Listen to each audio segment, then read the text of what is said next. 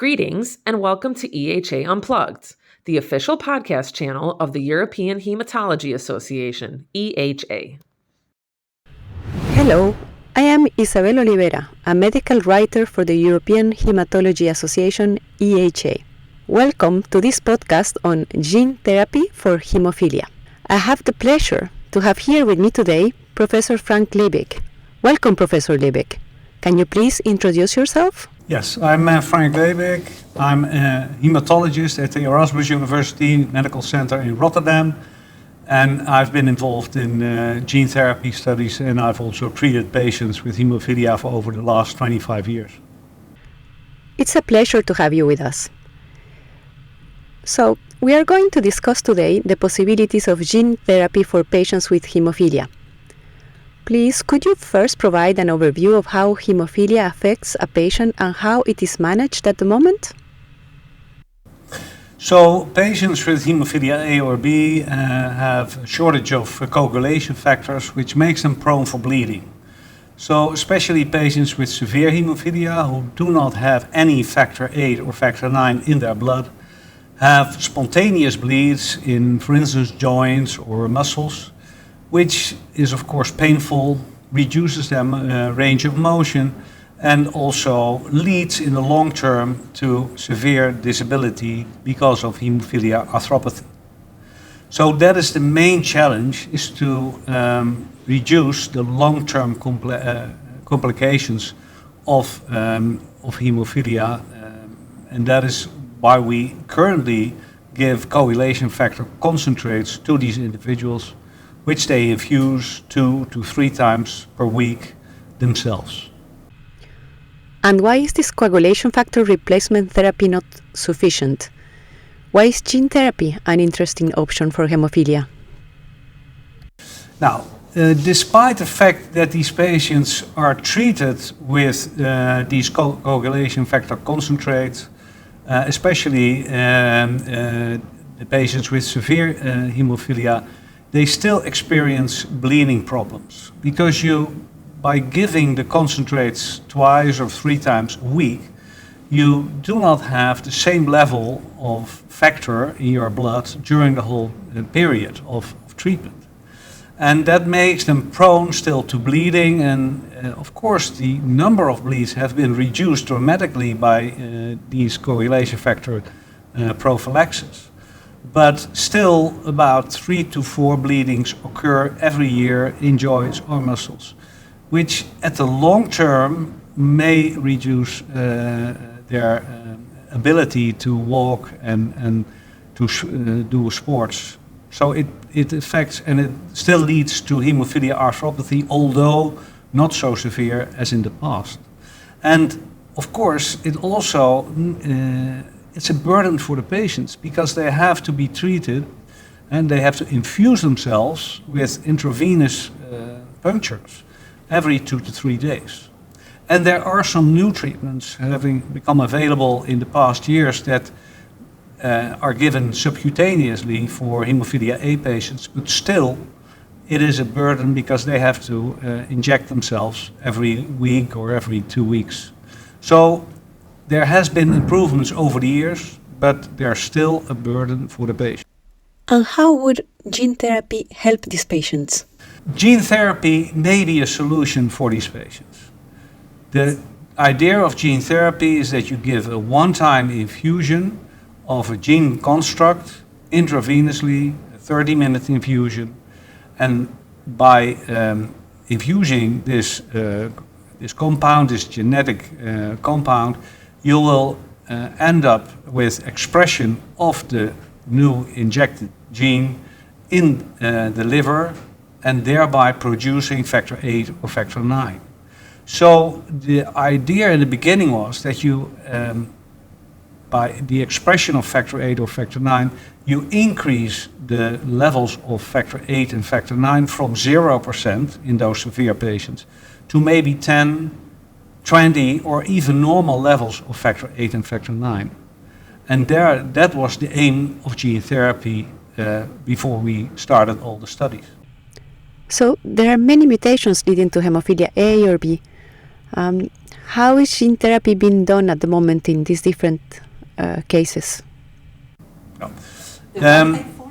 Now, it depends, of course, on the type of hemophilia, but let's say start with hemophilia B, because that was the first gene therapy that was developed. So you use an AAV vector, an adeno-associated virus vector, which actually serves as a transporter. So that is, let's say, a crippled virus, which don't make you sick anymore, but you uses the capacity of the virus, where the gene of interest is inserted in, to transport the gene into the target cell, in this case the hepatocyte in the liver, one of the liver cells which normally makes factor 9. In the patient with hemophilia, due to the gene defect, they don't produce factor 9, but by delivering a wild type factor 9 gene or a gene with a high specific encoding for a high specific activity mutant, for instance the factor 9 Padua variant, thereby you add the gene, and thereby the expression of factor 9 will occur in these individuals. So if I understand correctly, you are not repairing the mutated endogenous copy. No. You are adding a healthy variant in another location. Yes. So it remains episomally located, so it's not integrate or hardly integrates, but by being episomal located, it can be expressed and the factor 9 can be made. Does the expression of the construct persist during the whole life of the patient? I mean, given that the construct is not integrated in the genome, how long does the effect of this gene therapy last? Now, the idea was that it has a long-term effect, but it was not expected to last lifelong. And we know from the current studies, depends whether it's factor 8 or factor 9 that is being treated. But we see that the levels in factor 8 patients, hemophilia A patients who are treated with gene therapy for factor 8 expression, you see that the levels of expression decrease over time. So, and we don't know exact the cause, but for hemophilia B, the situation is completely different, because factor 8 is normally not made in the liver cells, but in the endothelial cells, and factor 9 is normally made in the hepatocytes. So apparently this may be the cause, but this leads to long-term expression of factor 9, even for up to 8 to 10 years. And we don't know the long-term effects, because that's not yet reached that period. Can you re-administer the same construct? No, it's not possible to re-administer this. That's also a limitation of the AAV gene therapy. Also for patients with a first-time treatment, if you have antibodies against AAV that is used for gene therapy, then you are not eligible for all gene therapies. Some you can give gene therapy, but not for all. But if you have ever had an AAV gene therapy, you make so many antibodies that it's not possible to redose. But we hope, of course, by developing new types of vectors, maybe not only virus vectors, but also other vectors, that we can give those patients a second treatment. But that's the future. That's not possible right now. So redosing with an AAV is not possible. No. So for the moment, the effect is transient? Yeah. For some people, we see some patients, and that's also in the studies, the long-term studies that have been published recently, we see that in some patients it levels off to, let's say, 10 or 15%. It's not the 100% that they maybe have reached in the beginning, or the 50%, but so, and also that is unknown, whether how long it will last, and so there are patients who may benefit longer than the 5 or 6 years, maybe even 10 years. We don't know yet. We don't know. And for which cases are there gene products approved? So for both hemophilia A and hemophilia B, there have been gene products approved. Not in all countries. The EMA and the FDA have approved 2 of the products, and there's one other product that has been approved in Canada also. So, hemophilia patients are used to the standard treatment, which is coagulation factor replacement. What are the arguments in favor of undergoing gene therapy instead? What would be the advantages for these patients? Now, I think the most, we've treated several patients in clinical studies, so I know the experience that patients have after having undergone gene therapy, and I can tell you that their life changes completely. They have been using factor 9 concentrates for many years, sometimes up to 30 years since the year that they were born. And now they are free from injections. Those frequent injections are not needed anymore. They don't have to take hemophilia into account in their daily life. They can do sports that they have never done before. And they don't have to take all kind of medication if they go on vacation, because they don't need it anymore. And the prophylaxis, which they had to administer themselves 2 or 3 times a week, is not needed anymore. So that changes a lot. In addition, we see that the number of bleeds, which were, as I mentioned before, 2 to 4 still, despite having these prophylactic coagulation factor concentrates, they are hardly seen after gene therapy, especially in those patients who have a high expression level of the factor. The risk of bleeding decreases dramatically, and most patients, even after years after gene therapy treatment, are still bleed-free. So that is an important advantage of this treatment.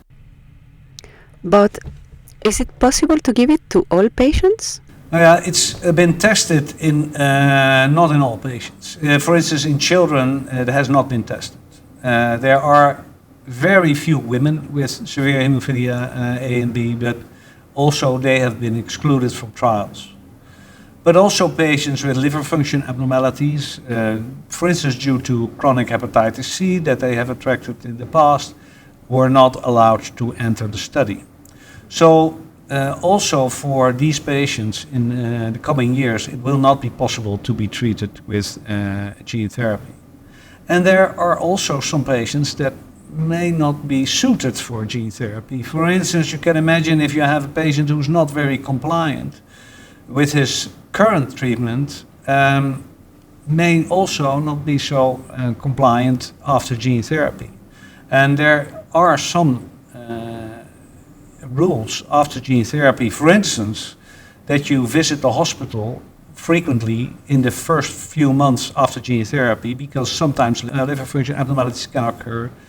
And if you don't treat that immediately, you may lose expression of factor 8 or factor 9. So we have to make sure that patients are compliant with the regulations, that they are seen once or twice a week in the hospital for the first 3 months. And also, they have to abstain from alcohol, because that may also induce liver function abnormalities, and barrier contraception for a longer period of time. So those are things that patients have to be aware of before they start gene therapy.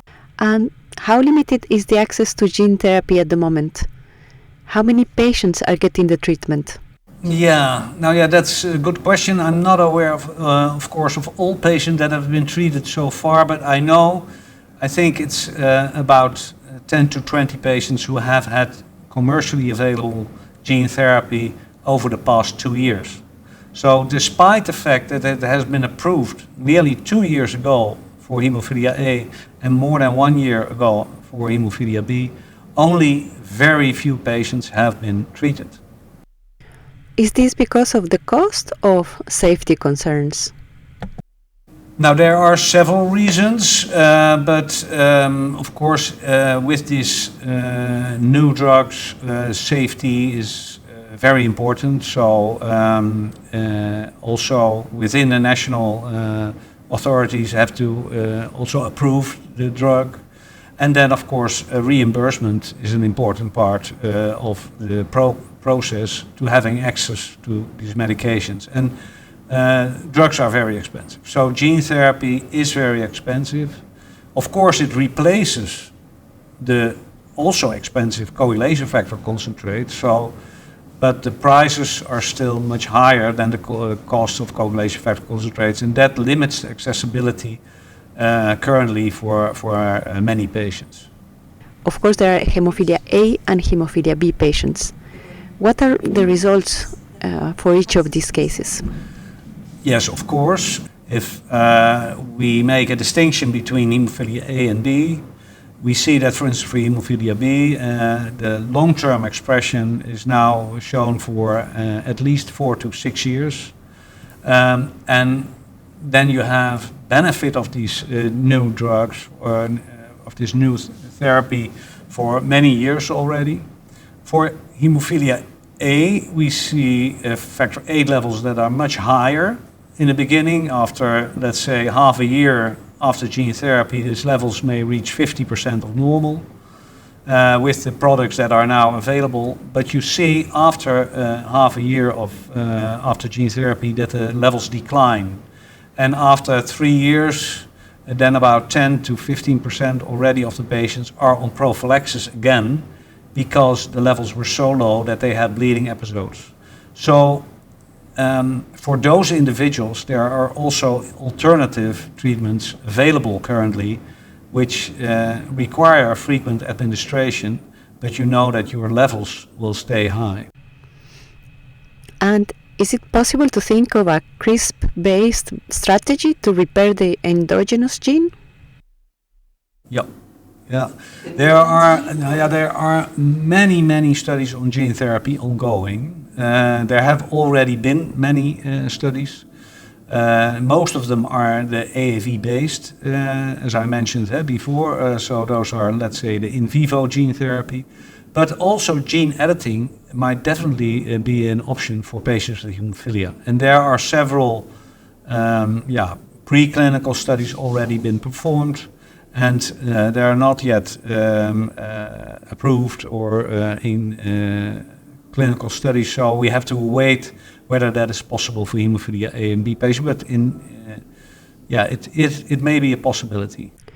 So for the moment, is it necessary that the access is restricted to only a few patients? I think it depends. There are several reasons why also patients do not want to be treated. It's not only the doctors that decide, of course, it's a shared decision making, especially since it's a one-time treatment. So if you give someone a treatment with a new drug and he has to take it every week and he has side effects, then you can tell the patient to stop the drug and the side effect will disappear. Here, what you have is, for instance, with hemophilia A gene therapy, what we have seen also in patients that I've treated myself, is that they developed liver function abnormalities after the gene therapy was given. And these liver function abnormalities persisted for more than a year in some individuals, at a median time of, let's say, more than 200 days of abnormalities of liver function, which required also in many of these patients, in most patients actually, for long-term treatment with corticosteroids. So what I'm saying is, if you give a gene therapy, it's given and you cannot get it out of the patient anymore. So they have to live with the side effects. And then I'm talking about, let's say, mild side effects, but we don't know the safety at a long term. So gene therapy in the past, and those were other gene therapies, but have led to malignancy in a few individuals.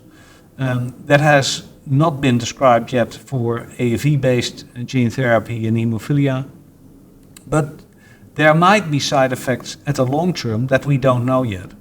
So I think also patients are sometimes reluctant to get this new type of treatment and say, I have another choice. I have at least coagulation factor concentrates that I've used long term, or I have a monoclonal antibody that is currently used for hemophilia A, which also provides protection against bleeding, and they make the choice not to have gene therapy. But I think we have to discuss that closely and extensively with patients who are in favor of gene therapy or who want to have gene therapy, to explain to them what the benefits and what the risks are, or the potential risks are, and to make a shared decision on who is being treated or not. And I think that it's not only the doctor, that's of course clear, who decides what type of treatment the patient gets, but it's also the patient himself in this case. So as the technology improves and the results accumulate, maybe more patients will be willing to be treated with gene therapy. Definitely, I think if there's more experience, there have been people in the trials that really wanted to have gene therapy, and they were standing in line, let's say, at the outpatient office. But there are also patients who are very reluctant and say, I'll wait and see what happens 5 years after gene therapy, and if it works fine, then I want to have gene therapy. And that's a good, maybe that's a very good approach for them. So it depends on the patient. So in summary, what would be the takeaway message for the audience about recommending this therapy or not to hemophilia patients? Yeah, I think that for patients with hemophilia B who are in need of coagulation factor concentrates because of frequent bleedings,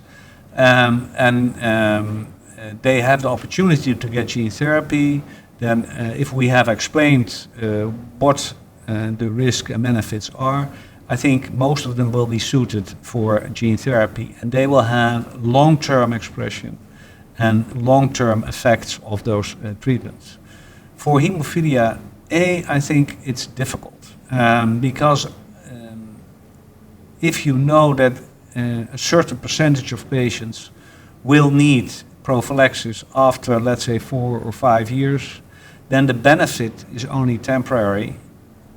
On the other hand, the patients that we've treated and who were successfully treated and have declining levels, they say, I'm so glad that I have gotten gene therapy because it changed my life.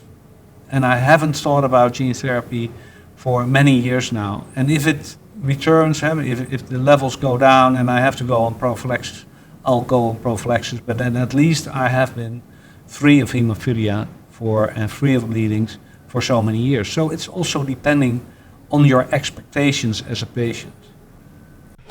Is there anything else you would like to add for our audience?